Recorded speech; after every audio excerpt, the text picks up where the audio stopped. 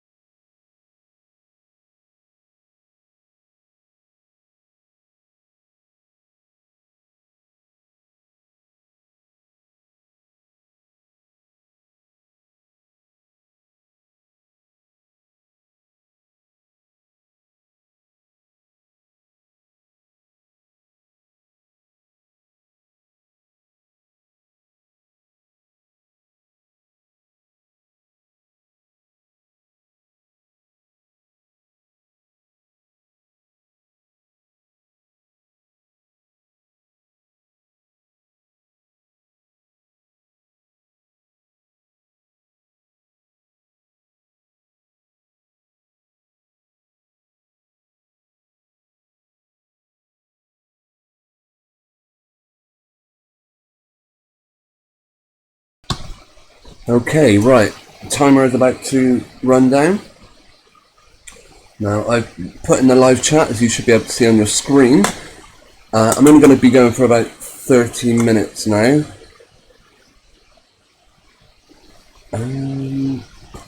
Yeah, I'm trying this at a different time of day, see if we get a different audience. I would be interested to know how my audio sounds. I generally have a few issues with that. In fact, I'm just going to do one more test. There's always this kind of sounds like running water in the background. I don't know what that is, but anyway, bear with me. Okay, on my end it doesn't sound too bad, so I'd be interested to know how it sounds your end. Yeah, mainly, right, the main reason for this live stream is just to give a little bit of a promotion to a new video I've got coming up. I was thinking of premiering it on this live stream, but as it involves footage from the BBC, I'm always very wary of copyright strikes. They seem very strict on when you go live. They'll mute your channel, they'll shut the stream down.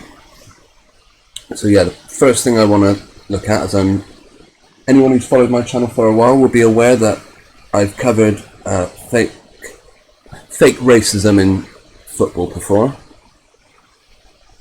and looking at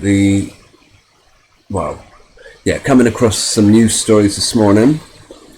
One involving Romelu Lukaku. I'll try and get the image up in a minute. Bear with me.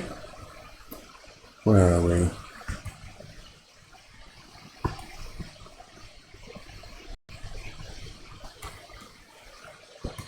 Right, I'm going to reveal my display. I hope it... Control...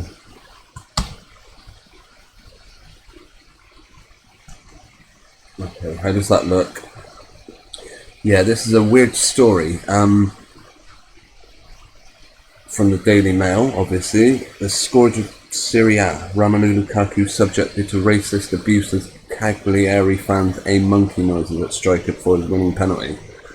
Just months after the same supporters targeted Moise Keane.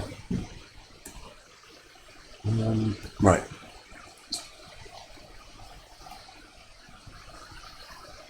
Now, I'm not suggesting that there isn't some racism in football. Of course, there probably is. Right. Romelu Lukaku has become the latest footballing star to receive vile racist abuse from opposing fans. With Serie A, right, bear this word in mind. Vile racist abuse, okay? So must be pretty bad to label it in such strong terms. from opposing fans, with Sirius by Cagliari, the guilty party, once again following their despicable act towards Everton new boy Moise Kean during his time as a Juventus player, right, blah blah. Playing for Inter Milan after leaving Manchester United this summer, Lukaku scored the winning penalty in a 2-1 victory. Okay, now Paul Lukaku does an interview from his car. We need more diversity in the media. Yeah, good one. If you look at the media, it's pretty diverse. Right, now someone's shared the sound, so should we try and play it, see what it sounds like?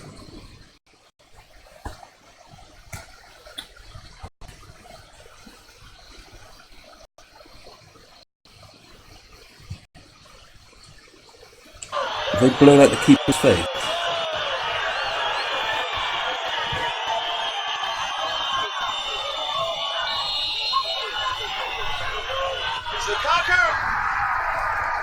Right, that was the incident. Who makes it 2-1, and let's just be clear, there's a reason why he's just looked at the fans behind the goal. And I said it last season, and I'll say it again, it's 2019. 2019. Did anyone actually hear it?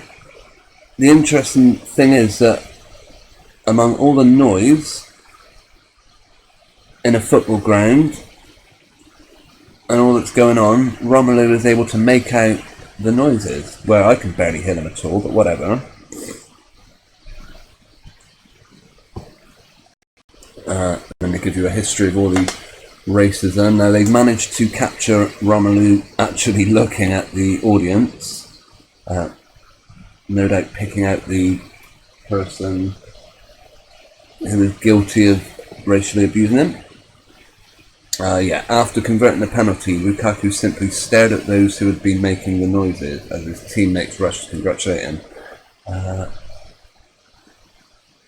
Right, and there he is. Again, staring down the racist people. It says, Juventus players led by Captain Chiellini protested to the referee, who was also in conversation with both managers. The skipper went over to the fans behind the goal, appealing for the chance to stop, while France midfielder Blaise Matuidi appeared to gesture the manager, except to take the... Yeah, so one of the midfielders basically told the manager to take the players off. What an insult to all these thousands of fans. And here is someone, Rob Taylor, a Newcastle fan, found himself in Italy, conveniently, to capture this. I haven't heard this one yet.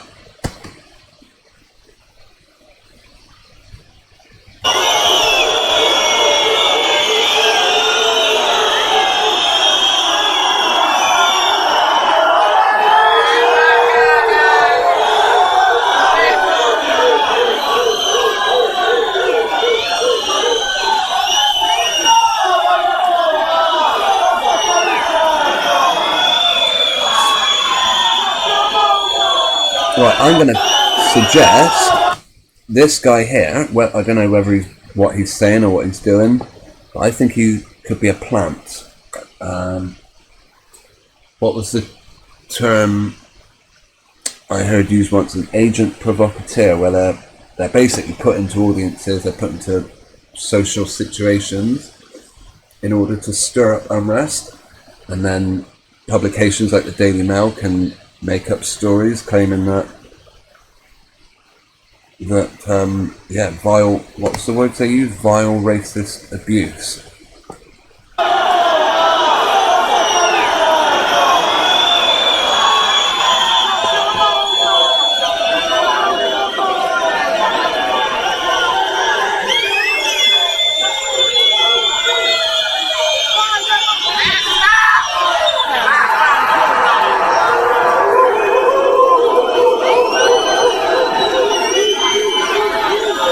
Yeah, I'm going to guess that these people here, curious though, all these people are to the left of Romelu, but as we saw, after he took the penalty, he looks to the right of the goal, whatever.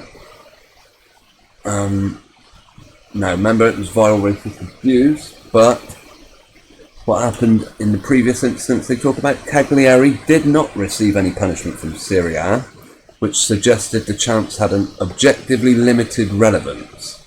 That's an interesting word.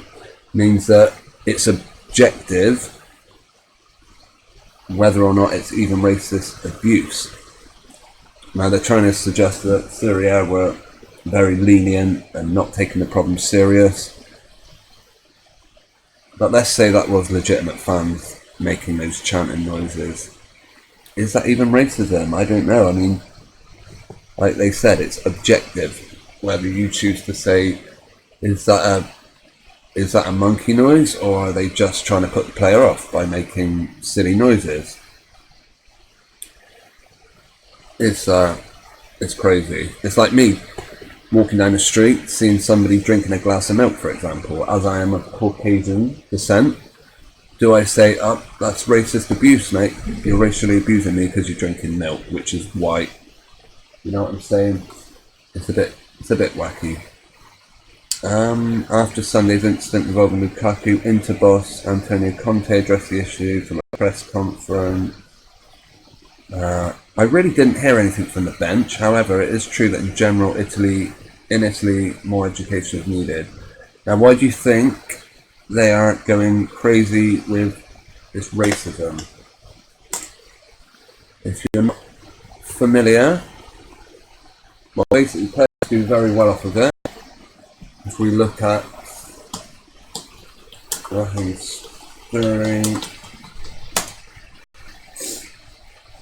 in a previous video, I looked at Raheem Sterling and how profitable the racist abuse that he allegedly received was, only for it to come out in court that there was no proof that there was actually any racist abuse.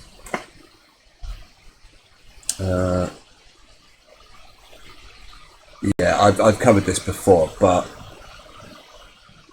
this guy Colin Kaepernick, which whenever I see him, this is an NFL player who supposedly also received some sort of racial abuse.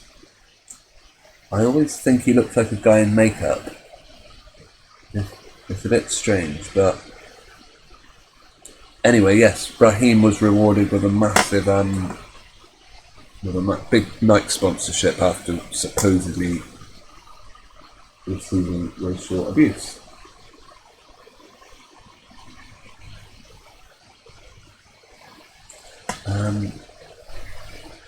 Yeah, we can also look at another company that does very well off of racism in football, and no doubt they're going to try and set a similar thing up in Italy.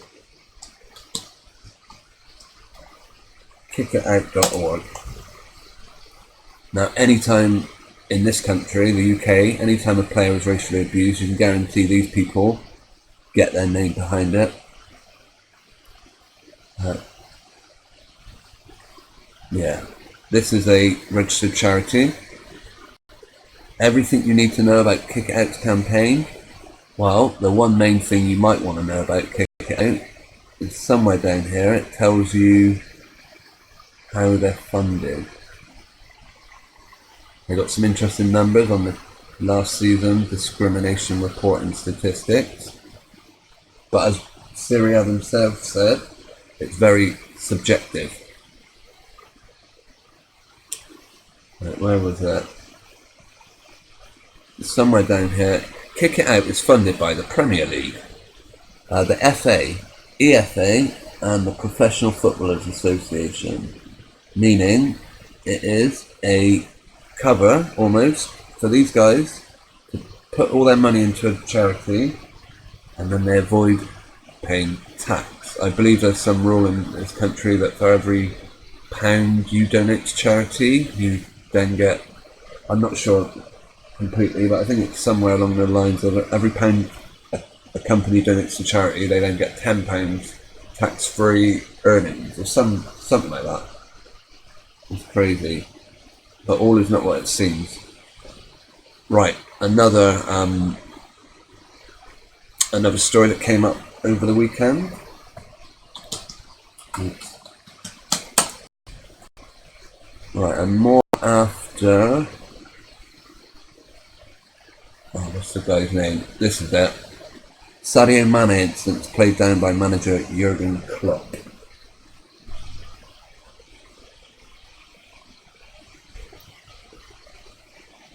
Right, Liverpool manager Jurgen Klopp played down striker Sadio Mane's reaction to being substituted in the 3-0 win at Burnley, and then praised his forward line for helping the club achieve a 13-match winning run in the league. Sadio cannot hide his emotion. Well, basically what happened was, because unfortunately I used to follow football quite closely. I was into it. I always liked Liverpool since I was a kid.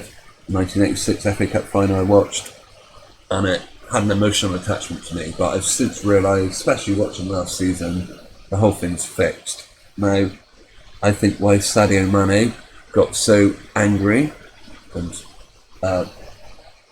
basically he was in on goal. All his teammates had to do was pass the ball to him, and he could have scored. Mohamed Salah, that was it. Anyway, Salah didn't pass, and Sadio Mane didn't get the second goal. Now I'm going to say the reasons the guy wasn't set up for another goal is because the outcome was fixed and they weren't meant to score a fourth goal.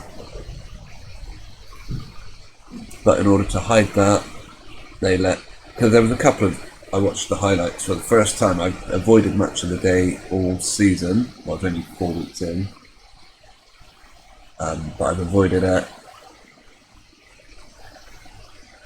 and I watched it the other night, Saturday night, and you see the same thing I saw last season. These clear-cut chances where players could kick the ball in the net or pass to a teammate, and they could kick the ball in the net, and they just don't take them. So I'm still of the opinion that footy is fixed. Bear with me. Right, I did say 30 minutes, didn't I? We're already at 22 minutes, so I'm going to start winding down. If anyone has any opinions, it would be great to hear about it in the chat. Not really worth me having up the chat box when no one interacts. Yeah, I did try this at a different time. I've got a Monday morning free, and I'll be tied up for the rest of the week pretty much, so I thought as good a time as any now is to do a video. I do have another video coming up. It is about basically about Dragon's Den. It's another BBC programme in which, right, we're off this now. Again, I'm reluctant to play any of these videos because of copyright strikes.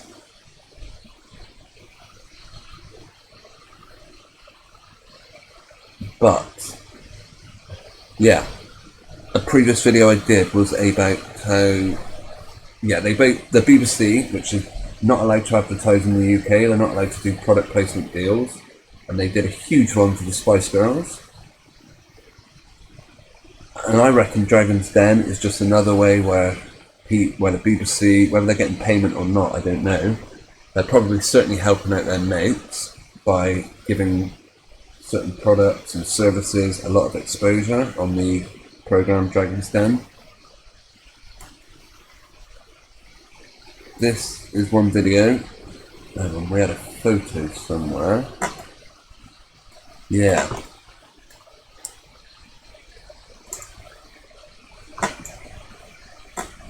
Right. Now maybe I should preview my earlier video and see what happens in regards to copyright. Yeah, we'll watch it on here and then I'll let it go live so anyone can view it. Basically, yeah, it was this. We'll come back to this handshake. We'll look at that in a minute. Okay, for now,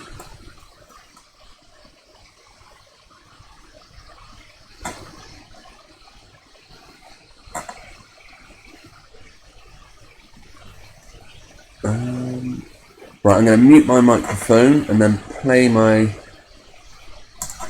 most recent video.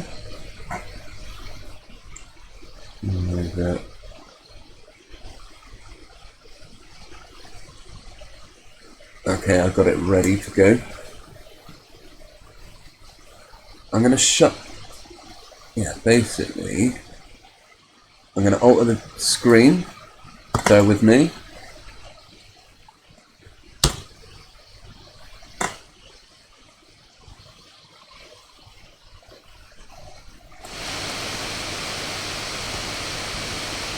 Okay, right.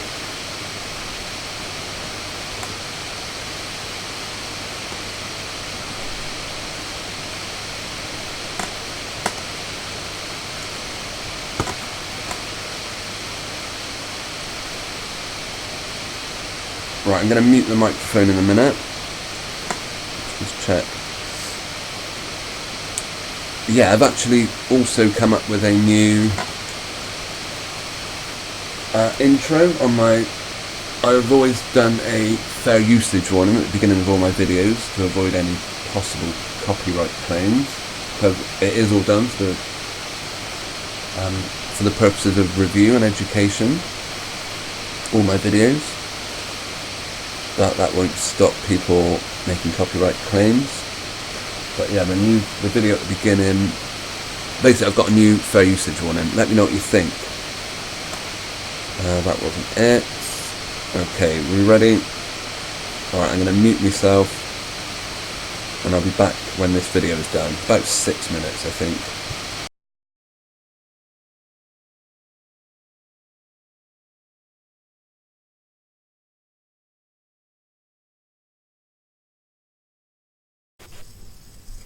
Hey everyone, now this is a video about the BBC programme Dragon's Den. Now what do the top brass at the BBC and TV producers do when they're down at the lodge and one of their lodge brothers comes up to them and says, look mate, can you give my product some exposure on TV? Well, they chuck them on programmes like this, Dragon's Den. It used to be said that Top of the Pops, another BBC programme, that after a musical act went on that, they could pretty much guarantee sales of their record increased 5-fold. I would have thought it's pretty much the same on Dragon's Den.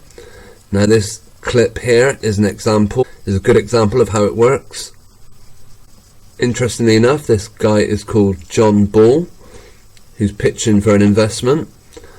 Now, strange coincidence, John Ball was a character that's been around since something like the 17th, 18th century, and he was used in all sorts of propaganda to get people to join up to the military in a similar way to Uncle Sam was in America.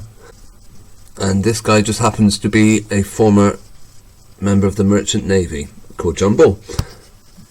Now, just to make sure that everyone in the know knows that he's one of them, let's have a look at how he introduced himself. In terms of presentation, I find difficult. But the prospect of... There we go. He's letting everyone know. Perhaps that's just a coincidence. Let's have a look. Facing the dragons has left him feeling all at sea. I have met challenges like this before, but walking into the den is something that is terror. And here he comes, enters the den, flashing that hand symbol. Hello dragons, my name's... Now, is that just a coincidence? Well, there is plenty of examples of people doing that same gesture, as it were. It pretty much lets fellow Masons know, hey guys, I'm one of you. And now in this episode of Dragon's Den, this guy gets his opportunity to promote his product. Here we see, whilst one of the dragons tells him that he's not investing, let's just see how this John Ball reacts. Well, you're looking for an investment. Yeah. I'm not going to invest today. I'm out. Okay. Thank you, Tuka. There's that knowing smile that, hey, yeah, we knew you weren't going to invest in this. You've given me all the help I need just by letting me get on this show. Now, I've done previous videos of how the BBC will promote products, and I think this is another example of it. One of the people that appears in Dragon's Den, this guy, Peter Jones, you'll see he's wearing this sort of brooch kind of thing. Now he explains the meaning of the brooch. It is his family's coat of arms that he designed. Here we see a red dragon carrying a lightning bolt, followed by some large feline animals. Of course, if we look into the Bible, the book of Revelations, chapter 12, verse 3, another sign appeared in heaven, an enormous red dragon with 7 heads and 10 horns. And of course, Peter Jones includes a red dragon in his coat of arms. He tells you in this little write-up that he was asked to design it himself. In early 2006, I was asked to design my own arms, so this is Peter's very own coat of arms. And of course, the lightning bolt comes down, another biblical reference to the book of Luke, chapter 10, verse 18. And he said unto them, I beheld Satan as a lightning falling from heaven. But of course, Peter will explain it away as in the right hand of the dragon is a bolt of lightning. While lightning can be destructive, in this instance it represents a positive power, the spark of an idea with real force behind it. Now, real force being his Masonic friends. Okay, I'd be interested for any of your opinions or comments on this video about Dragon's Den. Let me know what you think. Thanks for watching.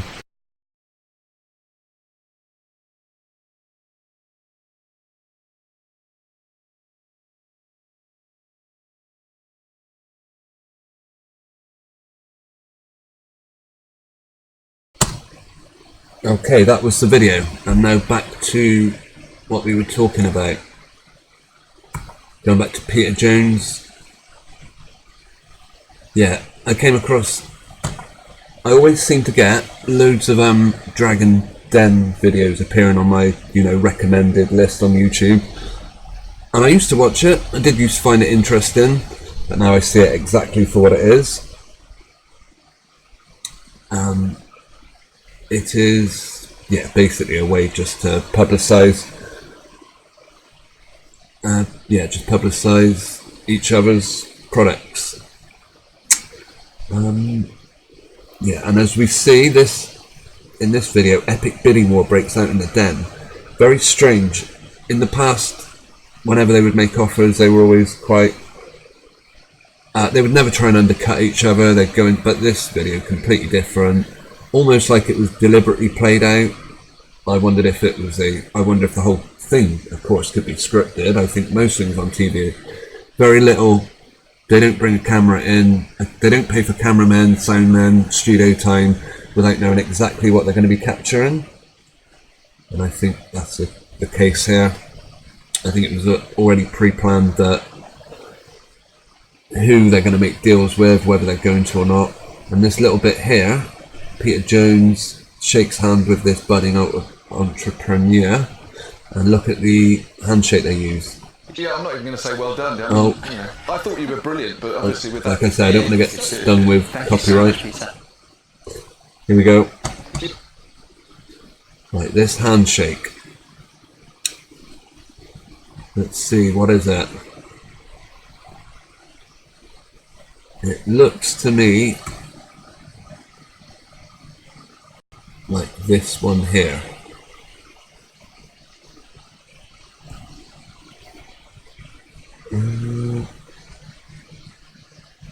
Oh, I've lost it.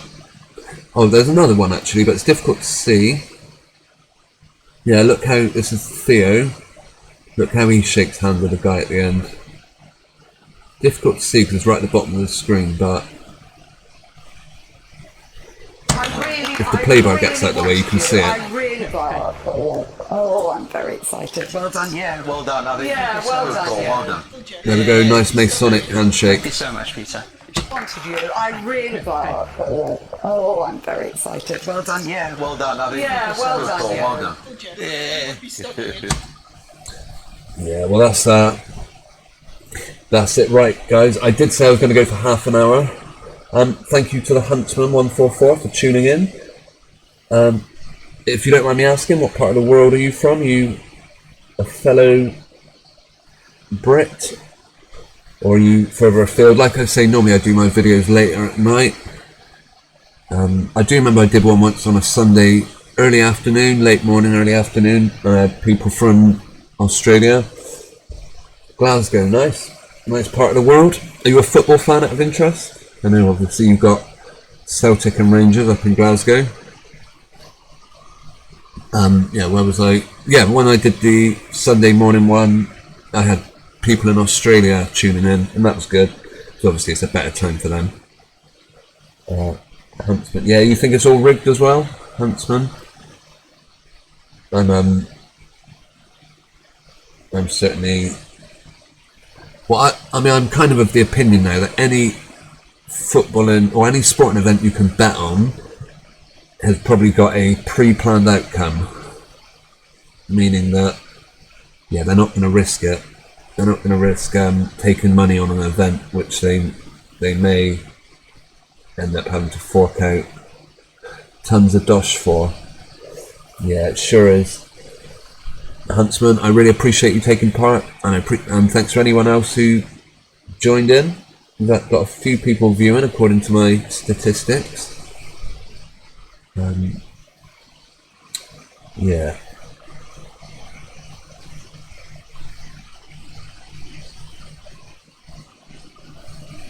Yeah, so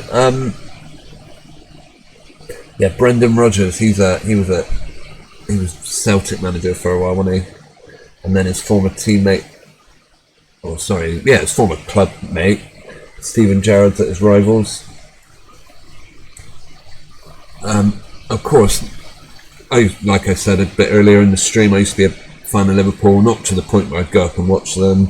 Just it was more an emotional attachment, going back to when I was a child, watching my first FA Cup final, and they happened to win it.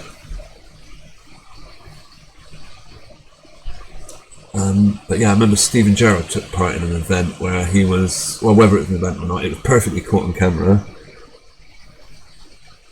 Selene Kane, thank you for commenting. How are you? Anyway, yeah, going back to Stevie G and his, yeah, he was caught hitting someone.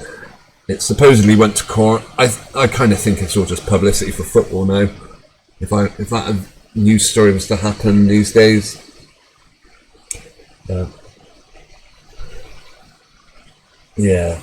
Huntsman, you were a Rangers fan. It's a joke the supporters are so fooled. Yeah, now of course Rangers got dumped into the bottom division, didn't they? Yeah, it's an odd one. I mean, I do wonder here in English football we've had, is it Bury and also Bolton look like they're going to get dumped out of the Football League? Is that perhaps punishment that happens to teams that aren't willing to play ball, that aren't willing to go along with the script? And they may be punished by being told, right, you've got financial irregularities, goodbye mate. I don't know. I mean, there's so many people involved in football, from the club owners to the owners of the league, right down to the groundsman, the guy who brings on the oranges and stuff. And obviously they're not all going to be in on the con, are they? But whenever anyone says that it's too big, it's like not all those people could be fooled. I always go back to the example of a shop here in the United Kingdom, very, very big store. It was all across the country, called British Home Stores. The owner basically ran the company into the ground and ripped off all the employees' pension schemes, and then bought a new yacht or something. It was pretty unfair anyway. Now I would say, was every employee of British Home Stores in on that scam? No, they weren't. So does that mean that if there is a a fix going on in football? Does every single employee of every single club have to be in on it? Certainly not. But when you look at the obscene money that is involved in football, you can see why people would be more than willing to keep their mouth shut when it comes to any fixing. Right, let's have a look. Charles Green and Craig White, look them up. Green and White screwed Rangers when they got liquidated, and they sunk it to the core. Massive hopes as usual. I'm sure it was. Yeah, I'm sure it ended up with when Rangers went. Well, they basically restarted as a new company, didn't they? And I'm sure it involved people getting ripped off of money, shareholders, while the rich people got an awful lot richer. Quickly, while we're here, the last thing I'm going to do before we sign out is have a look at Charles Green and Craig White.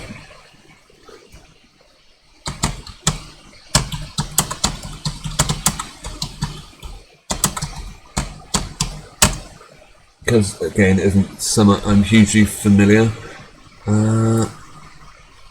Both facing jail time. Did they go to... I know, I could just read this, couldn't I?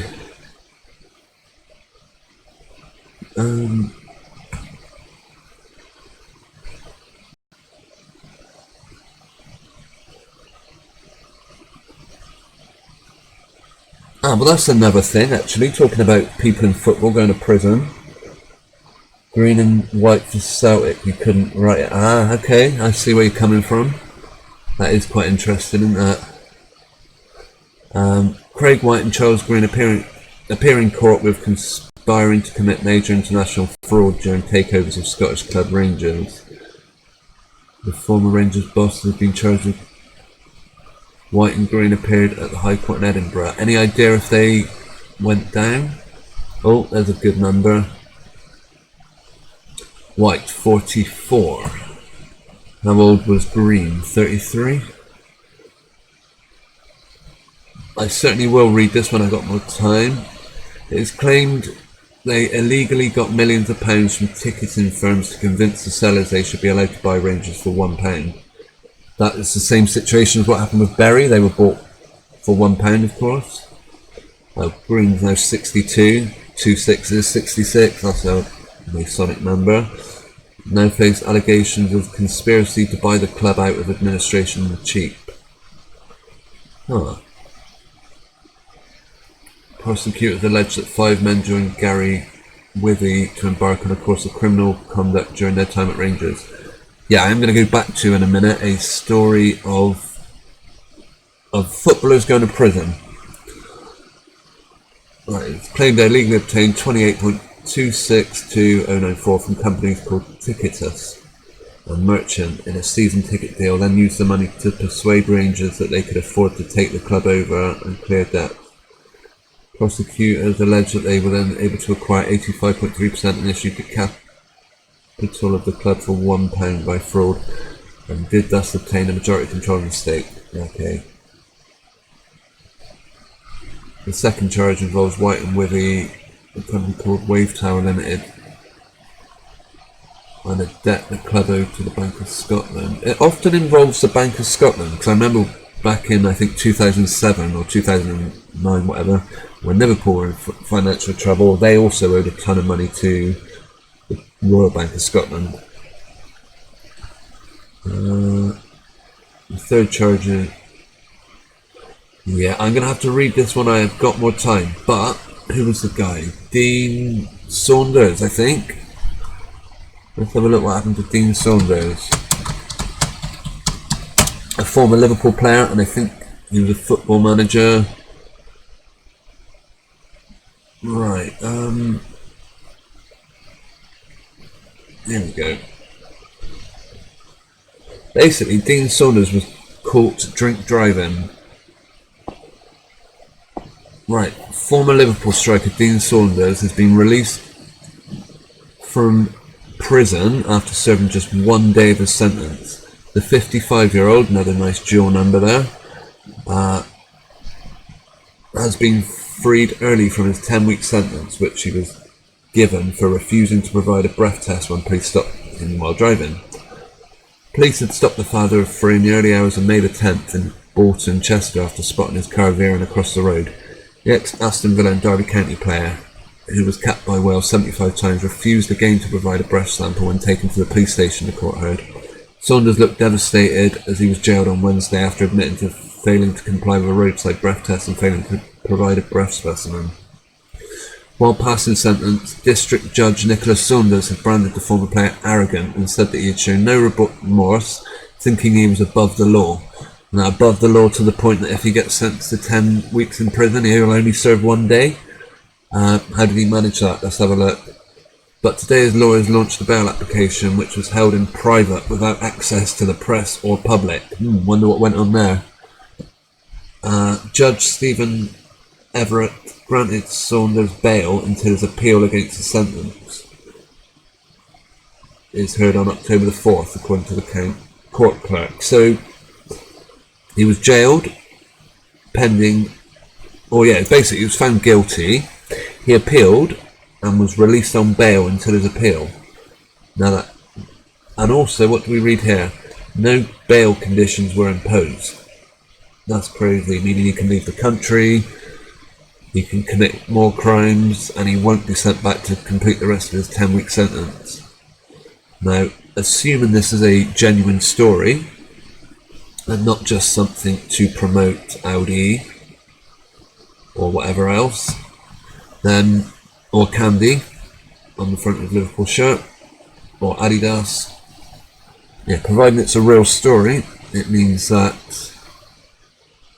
if you can get your solicitor to get you a private a private hearing,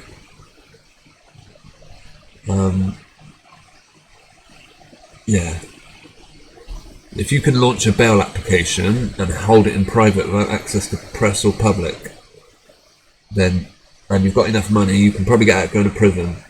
According to the court clerk, after the hearing had ended and the court reopened to press and public. That's crazy, man. That is the sort of punishment those with plenty of dosh get. It's crazy. Right, I'm going to have to wind it up, finish it. Thank you very much to the Huntsman and Selena Kane for commenting. Selene, I'm always curious where my viewers are from, just out of interest, if you're still around to answer. We've got a couple of minutes because I'm going to be finishing in a second. Right, I'm going to put that video of Dragon's Den live. So, I hope you all have a good week. I'll be back soon with another video.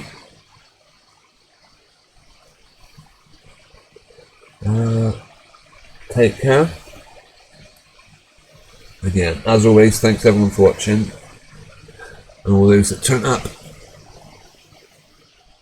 I'll be back again. Thank you, Huntsman. Great that someone actually interacts. It always helps the live streams go a lot better. And of course the Selene as well. Right, have a wonderful week. And I'll catch you all again soon, alright? Cheerio.